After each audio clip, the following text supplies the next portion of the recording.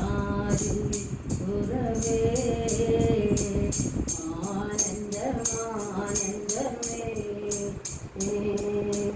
ஒரு நாளும் கண்டேனையா அந்நாளென்னே பெருத்தேனையா உந்தைய பெரிதையா என்னே உந்தைய பெரிதையா உந்தைய பெரிதையா என்னே உந்தைய பெரிதையா அன்பே அன்பே அன்பே ஆருயிருறவே ஆனந்தமானந்தமே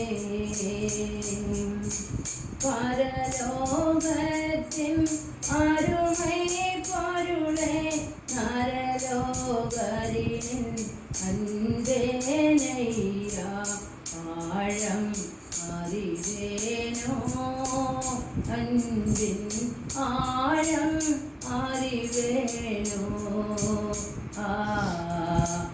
ஆழம் அறிவேனோ அன்பின் ஆழம் அறிவேனோ அன்பே அன்பே அன்பே ஆருயிருறவே ஆனந்தமானந்தமே ஆனந்தமானந்தமே. சங்கீதம் 116:1 கர்த்தரின் சத்தத்தையும் என் விண்ணப்பத்தையும் கேட்டதினால் அவரில் அன்பு கூறுகிறேன். அப்போது கர்த்தர் தம்முடைய விண்ணப்பத்தை கேட்டாதான் நம்ம அன்பா இருக்கிறேன்னு சொல்லி வசனம் சொல்றாங்க. கர்த்தர் தம்முடைய விண்ணப்பத்தையும் அந்த ஜெபத்தையும் கேட்கும்போது நம்ம அன்பா இருக்கிறேன்னு சொல்றாங்க. கர்த்தர் தான் ஜெபத்தையும் விண்ணப்பத்தையும் கேட்டாதான் நம்ம அன்பா இருக்கிறேன்னு நம்ம நினைக்கிறோம்.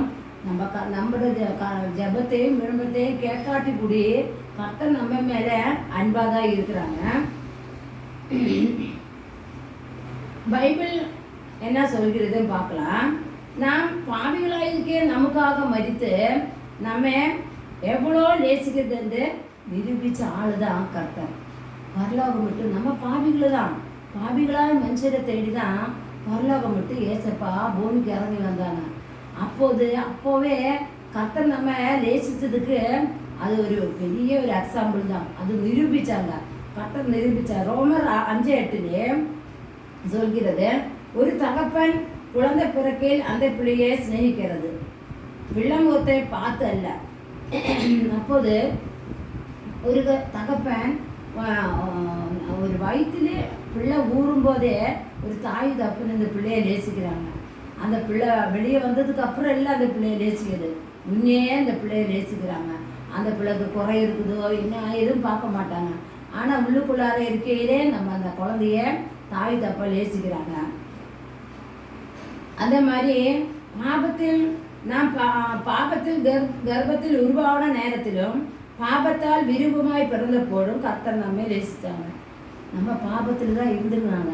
நம்ம பாபத்தினோட விருப்பத்தில் இருந்தால் கூட கர்த்தர் நம்ம அதுக்கு முன்னாடியே கர்த்தர் நம்மளை நேசித்தாங்க. மனுஷனாய் நான் கர்த்தர்கிட்ட ஒரு கண்டிஷன், என்னோட ஜபத்தை விண்ணப்பத்தையும் கேட்டாதான் நேசிப்பாங்க. மனுஷன் என்ன செய்கிறாங்க, என்னோட ஜெபத்தை கேட்டாதான், நான் ஜெபிக்கிற ஜெபத்துக்கெல்லாம் பதில் கொடுத்தாதான் கர்த்தரை நேசிப்பாங்கன்னு ஒரு கண்டிஷன் போடுறாங்க. ஆனால் அது இல்லைங்க, நம்ம ஜெபத்தை கேட்டாலும் இல்லாட்டியும் கர்த்தர் மேலே நம்ம அன்பாக தான் இருக்கணும். நம்ம பாபிகளாக இருக்க கர்த்தர் நம்ம நேசிச்சது போல நம்ம ஒருவேளை ஜெபம்லாம் நமக்கு கேட்கறதுக்கு கொஞ்சம் லேட்டாக ஆகலாம். ஆனால் அதுக்கு ஒரு காரணம் உண்டு. நம்ம கர்த்தர் நம்ம நேசிக்கிறாங்க, நம்ம விண்ணப்பத்தை கொஞ்சம் லேட் ஆகுனா கூட கர்த்தர் நம்ம நேசிக்கிறாதா அதுக்கு அர்த்தம். நம்ம ஒரு ஆள் தான் யாக்கோபு. அது கண்டிஷன் போட்ட வசனத்திலே ஒரு கண்டிஷன் போட்ட ஒரு ஆள் தான் யாக்கோபு. அந்த யாக்கோபு தனியே தூங்கின நேரத்திலே அந்த இடத்தில் விடிய காலையிலே தலையணையாய் வச்சு கல்லை நிவர்த்தி வச்சு இந்த இடத்தில் ஆலயம் கட்டுவாங்க. எனக்கு சாப்பாடு உடை என்னை ஆசீர்வதிச்சு என் பேர் பெரிதாக்கணும்னு சொன்னாங்க.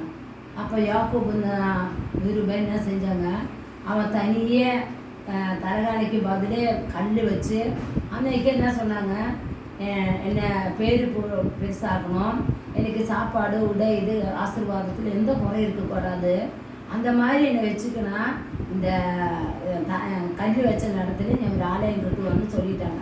அவங்க சொல்லி 20 வருஷம் ஆச்சு. அவங்க யாக்கோபு மறந்துட்டாங்க. ஆனால் கர்த்தர் மறக்கவே இல்லை. அந்த கர்த்தர் அவங்க வேற ஊருக்கு போனாலும் யாக்கோபை திருப்பி கொண்டு வந்து ஆலயம் கட்டுறதுக்கு வச்சாங்க. அதே மாதிரி தான் பைபிள் இருக்கிற வேறொரு பக்தன் தான் ஹபக்குக்கு. ஹபக்குக்கு 3:17 அத்திமரம் துளிர் விடாமல் போனாலும், திராட்சை செடியில் பழம் உண்டாகாமல் போனாலும், ஒலிவ மரத்தில் பலனற்று போனாலும், வயல் தானியத்தை விளையாமல் போனாலும், கிடையில் ஆடு மந்தைகள் முதலற்று போனாலும், தொழுவத்திலே மாடு இல்லாமல் போனாலும், நான் கர்த்தருக்குள் மகிழ்ச்சியாயிருப்பேன், இரட்சிப்பின் தேவனுக்குள் கனிவு கூறுவேன். ஹபக்குக்கு என்ன சொல்கிறாங்க, இன்னைக்கு என்னதான் குறை இருந்தாலும், எந்த விண்ணப்பத்துக்கெல்லாம் பதில் தராமல் இருந்தாலும், இல்லாமல் இருந்தாலும், நான் கர்த்தருடைய ரெசிபிக்குள் மகிழ்ச்சியாக இருப்பேன்னு சொல்லிட்டாங்க. அப்போது நம்ம அப்படி தான் இருக்கணும். கர்த்தர் நமக்கு என்னதான் குறை இருந்தாலும், நமக்கு என்னதான் பிரச்சனை இருந்தாலும், கர்த்தர் நம்ம மேலே அன்பாக தான் இருக்குது. நம்ம அதை தப்பாக நினைக்கக்கூடாது. அந்த ஜெபம் விண்ணப்பத்துக்கு கேட்டாலும், விண்ணப்பத்துக்கு பதில் கேட்க விட்டாலும், கர்த்தர் கர்த்தர் நமக்கு கொடுத்தான், எவ்வளோ பெரிய அன்பு நினச்சான், அதுக்கு பதிலே இல்லைங்க. அதுக்கு பதில் கொடுக்கறதுக்கு நம்ம கையில் ஒன்றும் இல்லை. அது கர்த்தர் மேலே இருக்கிற விசுவாசம்தான் அந்த அன்பு. கர்த்தர் மேலே விசுவாசம் இருக்கும்போது அந்த அன்பு நமக்கு ஜாஸ்தியாகும். அந்த அன்பில் நம்ம குறையே இருக்கக்கூடாது. கர்த்தருடைய மேலே அன்பு இருந்தால் தான் நமக்கு எல்லா வரங்களும் நமக்கு கிரியை செய்வாங்க.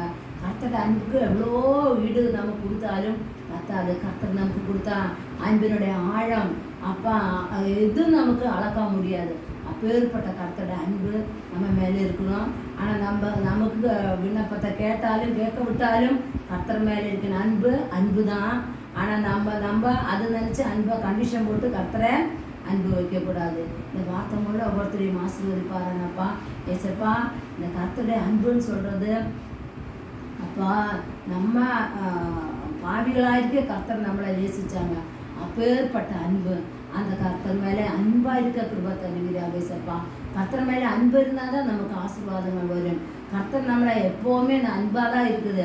கர்த்தர் சொன்ன வாக்குத்தத்தங்களை வச்சு போக்கிறா கடைசி வரைக்கும் நம்ம மரண பரிந்து நம்மளை பாதுகாப்பாங்க, நித்திய ஜீவனுக்கு நம்ம கொண்டு போவாங்கன்னு சொன்னவன் சொன்னது தான்.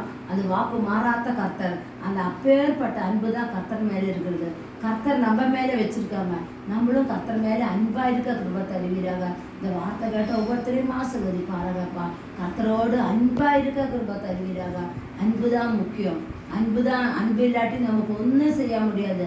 அன்பினால தான் விசுவாசம் வரும். அன்பினால தான் நமக்கு பரிசுத்தம் வரும். அன்பினால தான் எல்லாமே நமக்கு வரும். கர்த்தர் மேலே அன்பு இருந்தாதான் நமக்கு கடைசி வரைக்கும் நமக்கு வாழ முடியும். ஜீவ பரந்தே நமக்கு மரண பரந்தே நமக்கு வாழுறதுக்கு கர்த்தர் மேலே அன்பு இருந்தாதான்.